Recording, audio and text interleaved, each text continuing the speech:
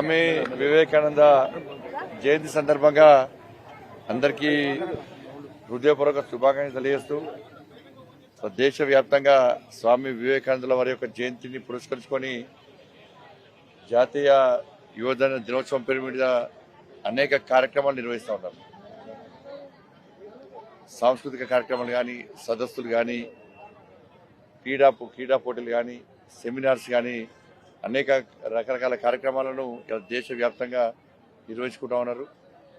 వాటి స్వామి వివేకానందుల వారిని స్ఫూర్తిగా తీసుకొని వారి చరిత్ర కూడా రాబోయే తరాలకు అందించాలనే ఉద్దేశంతో వారు అనేక సంస్థలు కూడా వారి యొక్క జీవిత చరిత్రను, వారి యొక్క ఆశయాలను, వాళ్ళ లక్ష్యాలను కూడా ప్రచారం చేసే ప్రయత్నం చేస్తూ ఉన్నాయి.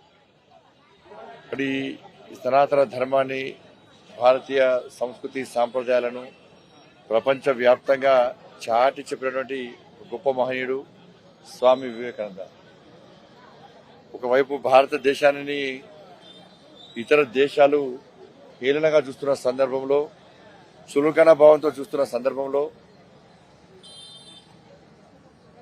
వారి యొక్క ఉపన్యాసం ద్వారా, వారి యొక్క పర్యటన ద్వారా భారతదేశం యొక్క కీర్తి ఖ్యాతిని ప్రపంచానికి చాటి చెప్పి ఎవరైతే హేళన చూస్తున్నారో వాళ్ళని నోళ్లను పూయించినటువంటి గొప్ప మహనీయుడు స్వామి వివేకానంద.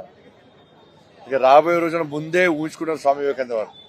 అందుకే 200 సంవత్సరాల క్రితమే వారు ప్రకటించారు, తల్లి భారతమాత ప్రపంచంలో అత్యున్నత సింహాసనం మీద ప్రతిష్ఠించినటువంటి అద్భుత సన్నివేశం నా కళ్ళలో కనబడుతుందని చెప్పి ఆ రోజు స్వామి వివేకానంద వారు అయితే ప్రకటించారో దాన్ని ఆదర్శంగా తీసుకొని స్వామి వివేకానంద యొక్క ఆశయాన్ని నెరవేర్చడానికి కేంద్రంలోని నరేంద్ర మోడీ గారి ప్రభుత్వం యువత కోసం, యువతను ఒక స్ఫూర్తిదాయకమైన జీవితం గడిపే విధంగా అనేక సంక్షేమ పథకాలను ప్రోత్సహించే ప్రయత్నం చేస్తున్న విషయాన్ని మనం గమనించాల్సిన అవసరం ఉంది.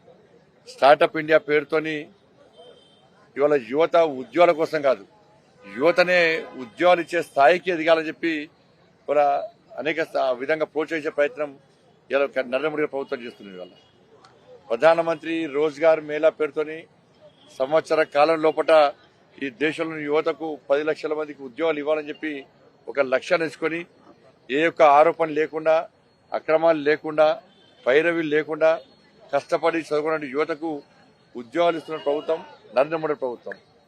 అనేక రకాల రుణాలు ఇవ్వడం కానీ, అనేక రకాల ప్రోత్సాహిస్తున్న ప్రభుత్వం నరేంద్ర మోడీ గారి ప్రభుత్వం. కాబట్టి దాంతోపాటు ఈ దేశాన్ని శక్తివంతమైన భారతదేశం నిర్మాణంగా తయారు చేయాలనే ఉద్దేశంతో ఇవాళ ఆర్థిక ప్రగతిలో 10వ స్థానంలో భారతదేశం ఇవాళ 5వ స్థానానికి వచ్చిన విషయాన్ని మనం గుర్తుంచుకోవాల్సిన అవసరం ఉంది. 2047 లక్ష్యంగా 2047 నాటికి ఈ దేశాన్ని నెంబర్ 1 స్థానానికి తీసుకోవాలని చెప్పి ఏకైక లక్ష్యంతో ముందుకు సాగుతున్న ప్రభుత్వం నరేంద్ర మోడీ ప్రభుత్వం. కాబట్టి ఆ స్వామి వివేకానంద వారి యొక్క ఆశ నెరవేర్చే దిశగా ఇలా భారతీయ జనతా పార్టీ ప్రభుత్వం, నరేంద్ర మోడీ గారి ప్రభుత్వం ఇలా ముందుకు సాగుతుంది. కాబట్టి ఇటువంటి సంక్షేమ పథకాలను అందరూ ప్రోత్సహించాలి.